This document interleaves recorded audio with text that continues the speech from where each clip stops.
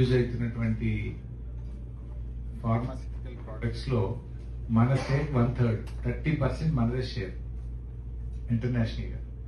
మనకు ఆ పొటెన్షియాలిటీ ఉంది మన హైదరాబాద్ కు. దాన్ని గమనించి కేసీఆర్ అప్పుడు ఈ 16,000 ఎకరాలు ల్యాండ్ ను మేము సేకరించి ఆల్రెడీ సెంట్రల్ గవర్నమెంట్ నుంచి ఎన్విరాన్మెంట్ క్లియరెన్స్ కూడా తెచ్చాం. ఈసీ కూడా వచ్చింది. That was a conditional land acquisition. అంటే ఫార్మా సిటీ కోసమే ఈ భూసేకరణ చేస్తున్నాము అని 2013 ల్యాండ్ ఎక్విజిషన్ యాక్ట్ ప్రకారంగా నోటిఫై చేసి మనం ల్యాండ్ ఎక్విజిషన్ చేశాం. నంబర్ 1.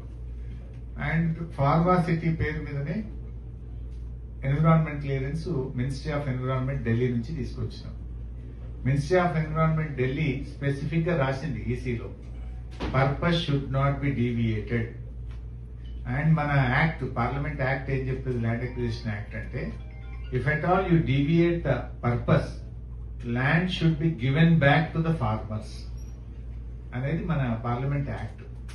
అందువల్ల ఈ ప్రభుత్వం ఏదో ఒక డ్రామా చేస్తుంది. యాక్చువల్లీ మన హైకోర్టులో కేసు వచ్చింది. కేసు వస్తే ఏమి ఇచ్చింది తెలుసా, government affidavit, no we are continuing the Pharma City అంటున్నారు. హైకోర్టుకు చెప్పాల్సి వస్తే అఫిడవిట్ లో we have not cancelled the pharmacity, we are continuing the pharmacity అంటున్నారు. బయట మాట్లాడితే 4th సిటీ, ఎక్కడ ఉందిరా 4th సిటీ అంటే ఫార్మాసిటీ 4th సిటీ, వేరే ల్యాండ్ అయితే లేదు, వేరే ఎక్విజిషన్ లేదు. కోర్టుకు వచ్చేసరికి we are continuing, we are going ahead with Pharma City అంటున్నారు. అందువల్ల టెక్నికల్ గా వాళ్ళు చేయలేరు.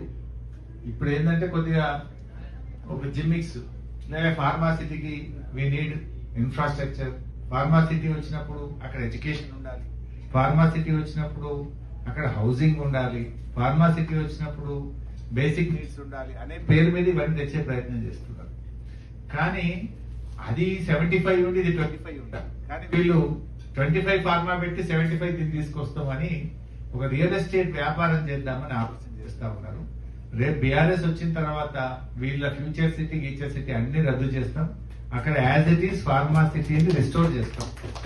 అంటే మేము ఆశించింది ఏంటంటే కొన్ని వేల కోట్ల, లక్షల కోట్ల ఫార్మా ప్రోడక్ట్స్ అక్కడి నుంచి ఉత్పత్తి జరిగితే మన స్టేట్ రెవెన్యూస్ పెరుగుతాయి, స్టేట్ ఎకానమీ పెరుగుతుంది, అండ్ లక్షల మంది పిల్లలకు అక్కడ ఉద్యోగాలు వస్తాయి. అన్ఎంప్లాయ్మెంట్ ఇష్యూని కూడా మనం సార్ట్అవుట్ చేసుకోవచ్చు. అటు ఎంప్లాయ్మెంట్